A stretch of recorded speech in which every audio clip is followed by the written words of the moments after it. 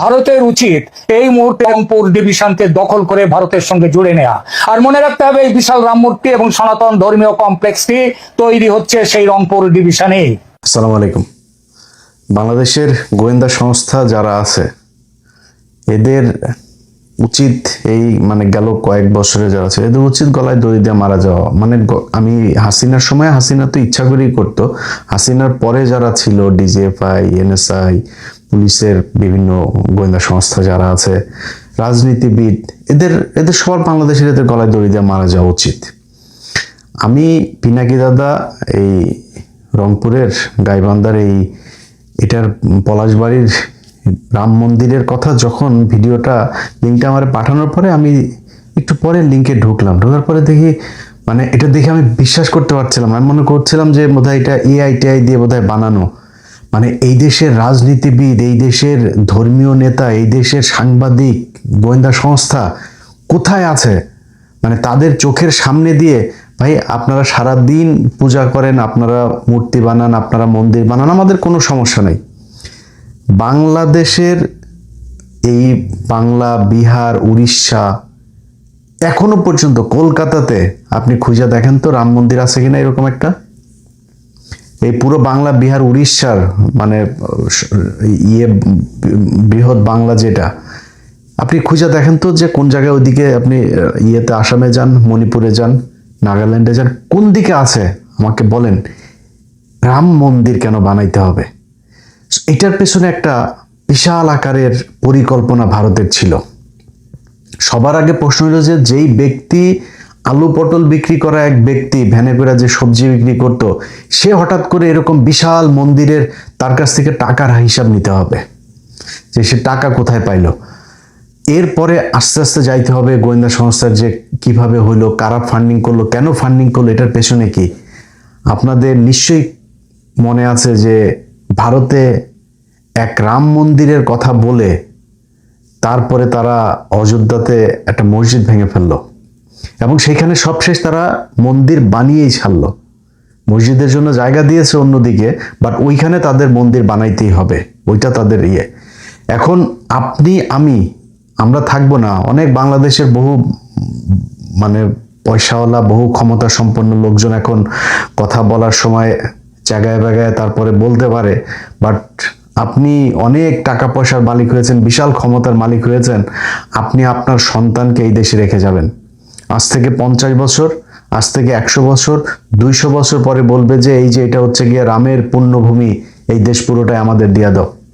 একজন হিন্দু নেতা, তার বক্তব্য শোনার পরে শরীরের প্রতিটা লোম দাঁড়িয়ে গিয়েছে।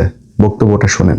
রাম মূর্তি কতটুকু হবে, কত ইঞ্চি হবে, সেটা ঠিক করবে এদেশের হিন্দুরা। তোরা ঠিক করার কে? রাম মন্দির দেখা গেল কি দেখা গেল না? তোরা যদি রাম মন্দিরকে ভয় পাস, তোরা প্রয়োজনে পলাশ বাইরে যাস না, তোরা প্রয়োজন বোধে গাইবান্ধা থেকে অন্য জেলায় চলে যা। রাম মন্দির প্রতিষ্ঠা হবে।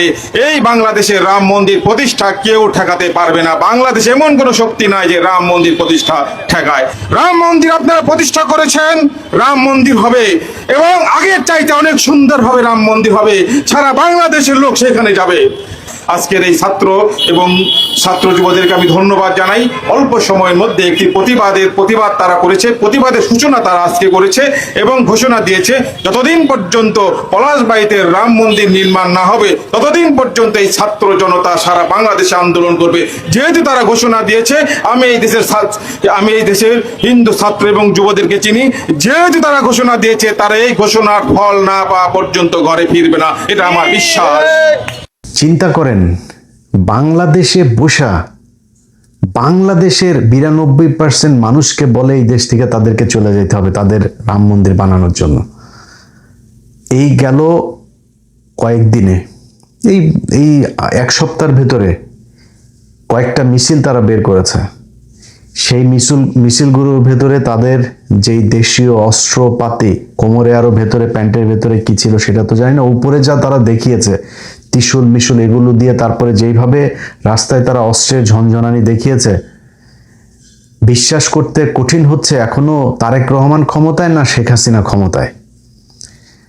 যদি নাকি মনে করেন ভারতকে, ভারতীয় দালালদেরকে এইভাবে সুযোগ দিবেন, আমরা কিন্তু বিএনপির ব্যাপারে আমি তো একদম নিশ্চুপি হয়ে গিয়েছি।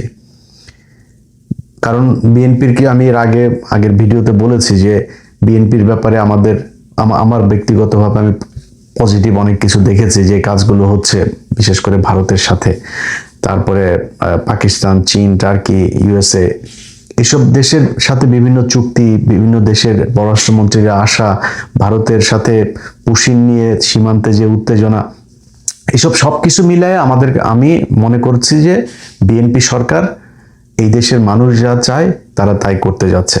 এই কারণে আমরা কিন্তু চুপ হয়ে আছি। কিন্তু আপনারা যদি মনে করেন যে এইভাবে তাদের আস্ফালন করতে দিবেন, তাহলে কিন্তু আমরা মনে করব অন্য কিছু। এখনো কিন্তু আপনারা মানে আমাদের পর্যবেক্ষণের ভেতরে আছেন, এখনো ফাইনাল কোনো রেজাল্ট আমরা পাইনি। অতএব আপনাদেরকে সিদ্ধান্ত নিতে হবে, এরা এইভাবে প্রকাশ্যে এই দেশের আইন না মেনে তারপরে তারা বলবে যে একটা ধরে মুসলমান ধর, তাদেরকে এই কর সেই কর, এই ধরনের প্রকাশ্যে মিছিল করেছে তারা। শুনেন মিছিলের সে ভাষাগুলো।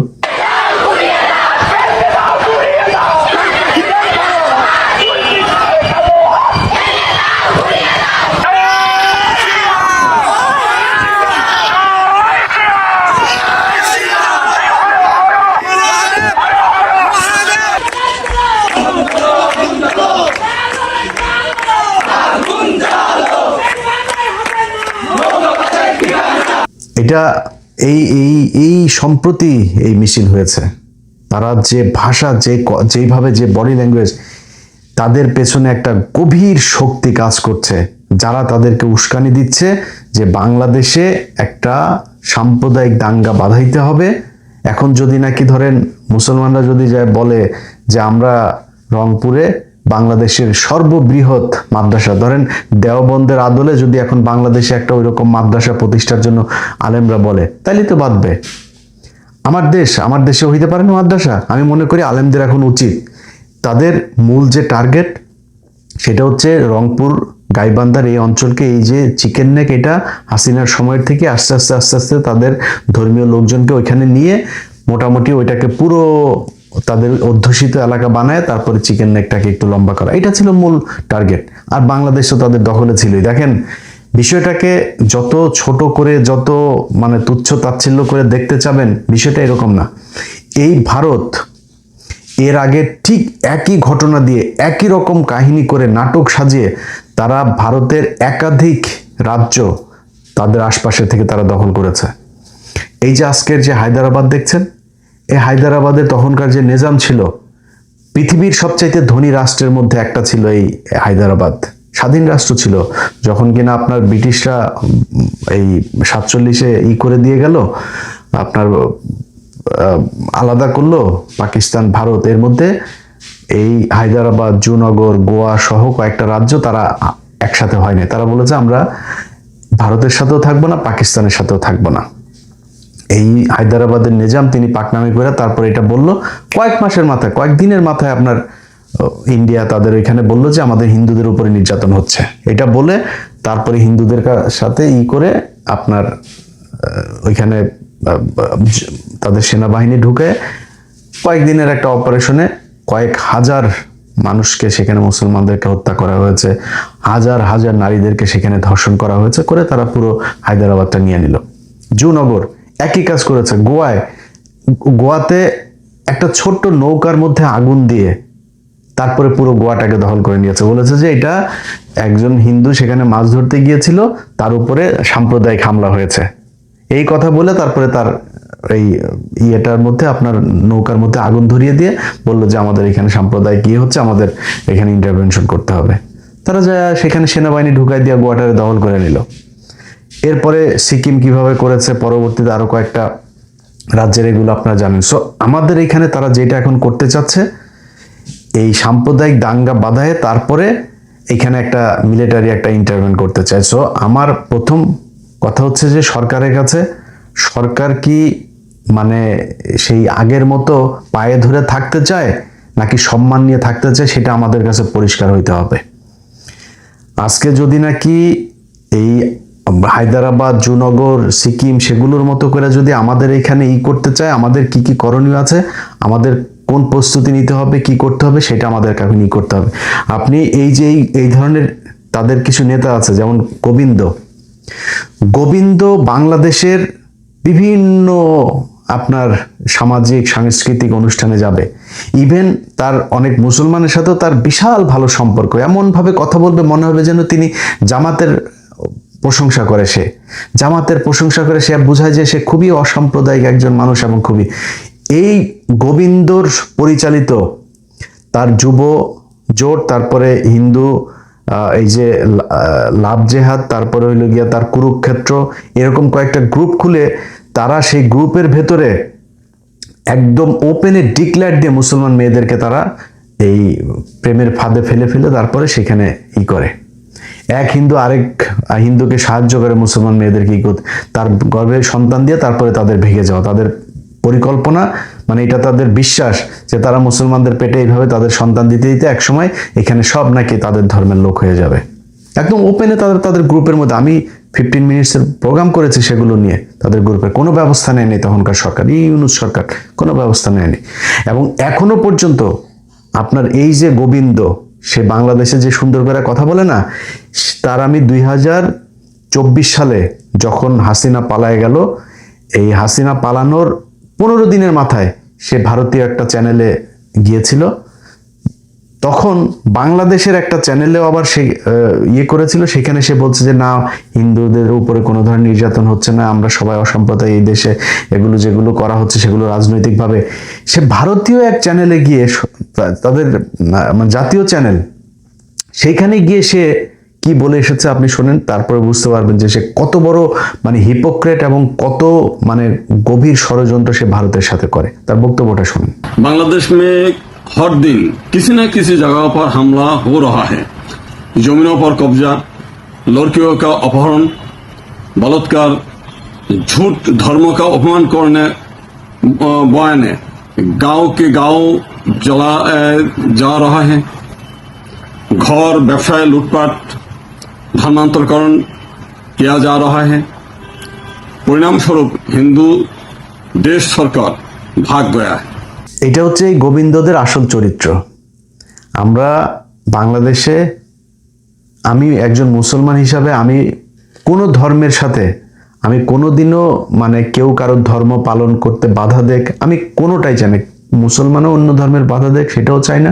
আমি খুবই লিবারেল একজন মানে ধর্মীয় মানুষ। সো আমি যেটা মনে করি যে এই বাংলাদেশে যেসব হিন্দুরা আছে আমরা তাদেরকে রেসপেক্ট করি, তারা ধর্ম পালন করবে আমরা সেটাতে রেসপেক্ট করি। কিন্তু গেল 15টা বছরে আপনারা একটু ক্ষমতা পাওয়ার পরে আপনাদের যে চরিত্র বাংলাদেশের মানুষ দেখেছে, সেটা বনজ কুমার থেকে সেই বিপ্লব সরকার থেকে শুরু করে এই দেবাশিস সহ সবাই তাদের আসল রূপ দেখিয়ে দিয়েছে। বাংলাদেশে তারা ব্যবসা প্রতিষ্ঠান খুলেছে, তাদের সব প্রপার্টি নিয়ে জমিয়েছে ভারতে, সব কটার ভারতে বাড়ি আছে, কলকাতা, দিল্লি, বিভিন্ন জায়গায় তাদের বাড়ি আছে, সেখানে গিয়ে তারা বাড়ি করেছে। তাদের বাংলাদেশে কোনো কিছু জমায় না, এটা তাদের চরিত্র। এবং বাংলাদেশের মেয়েদেরকে ধর্ষণ করা, বাংলাদেশের মেয়ে এই মানুষকে গুম করা, খুন করা, সব কিছুর সাথে তারা জড়িত ছিল। আমরা এটা 15 বছর দেখেছি, সেটা ভুলে যেতে চাই।